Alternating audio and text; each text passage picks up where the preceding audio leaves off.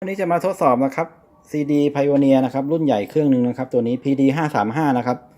เดิมๆสดๆมาจากญี่ปุ่นนะครับตัวนี้ Make in Japan นะครับข้างไม้เดิมๆจากโรงงานของเขาเลยนะครับไม่ได้ทำขึ้นมาใหม่นะครับตัวนี้โครงสร้างแข็งแรงนะครับหนักนะครับเครื่องนะครับข้างล่างนี่เป็นโครงสร้างรังผึ้งหุ้มกำมะหยี่นะครับป้องกันการรีโซแนนซ์ของสัญญาณที่จะมารบกวนของเครื่องเขานะครับตัวนี้ปุ่มกดใช้งานได้ทั้งหมดนะครับภายในนี่ผมไม่สามารถเปิดให้ดูตอนนี้ได้นะครับแต่ว่าผมเปิดและถ่ายรูปไว้ในเพจที่ผมลงขายแล้วนะครับเพราะว่ามันประกอบยากครับตัวนี้เปิดแล้วมันประกอบลงไปยากนะครับข้างในนี่เป็น D2A คู่นะครับ PCM 61P นะครับแยกซ้ายแยกขวานะครับใช้ชิปของเบิร์นบาวนะครับตัวนี้นะครับใช้ชิปของเบิร์นบาวนะครับเขาเก่งเรื่อง D2A นะครับตัวนี้ใช้ชิปเบิร์นบาวข้างละ18บิตนะครับสเปคของเขานะครับแยกซ้ายแยกขวาอิสระเลยนะครับเครื่องสวยนะครับภายในเครื่องแน่นนะครับตัวนี้เสียงเด็ดขาดหนักแน่นครับสไตล์ไพโอเนียนะครับลองฟังดูนะครับอ่านดีอ่านไวนะครับแผ่นก๊อปปี้ก็เล่นนะครับ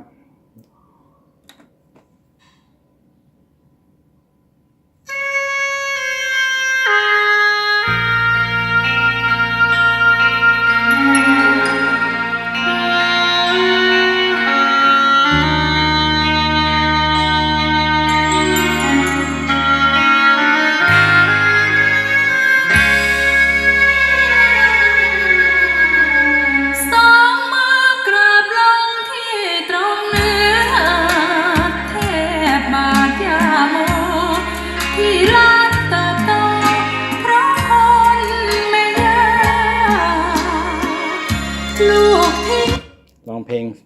หลังๆดูบ้างนะครับ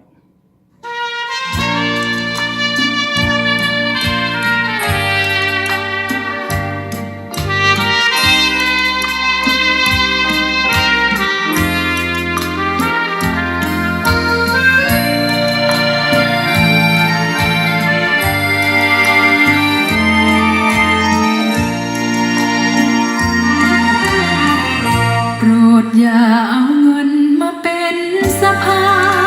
นฉันไม่ต้องการของคุณหวานทิ้งเงินเป็นพระเจ้าของคนก็จริง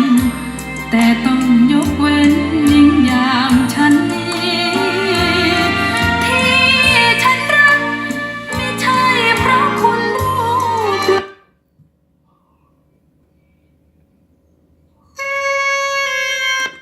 อ่านไวครับเลือกเพลงไวครับตัวนี้ครับเดี๋ยวลองเปลี่ยนแผ่นดูนะครับเดี๋ยวผมจะให้ลองแผ่นก๊อปที่รอยเยอะๆเลยนะครับตัวนี้ครับดูครับรอยของเขานะครับเทียบเลยนะครับรอยไม่ใช่น้อยๆครับนะครับลองเปิดดูนะครับแผ่นนี้นะครับว่าสัญญาณของเขาเป็นยังไงเล่นได้ไหมครับอ่านปกตินะครับเดี๋ยวลองฟังดูนะครับเสียงเพราะ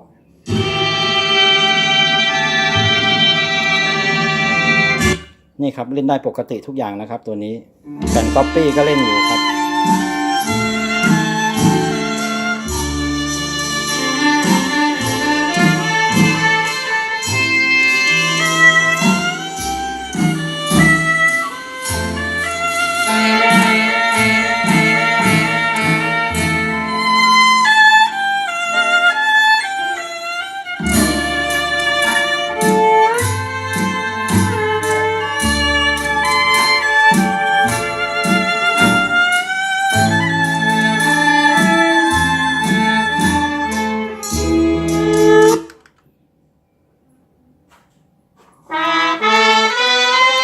ครับเดี๋ยวผมจะลองเปิด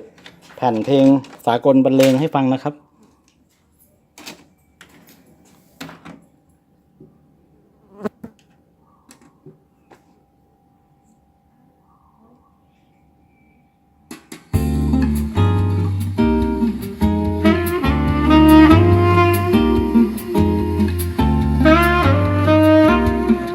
It's something daring, the continental highway of dancing that's really ultra-new. It's very subtle, the continental, because it does what you want it to do. It has a passion, the continental,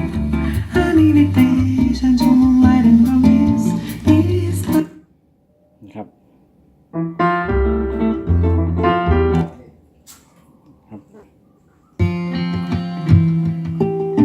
ไวครับตัวนี้เล่นดีนะครับตัวนี้ Need you. Don't make it bad. Take this sad song and make it better. Remember to let her into your heart. That's when you start to make it better.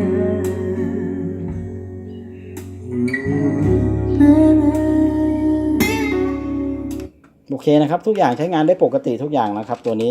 ใครสนใจก็ติดต่อมาได้นะครับสวยมากครับตัวนี้นะครับขอบคุณมากครับ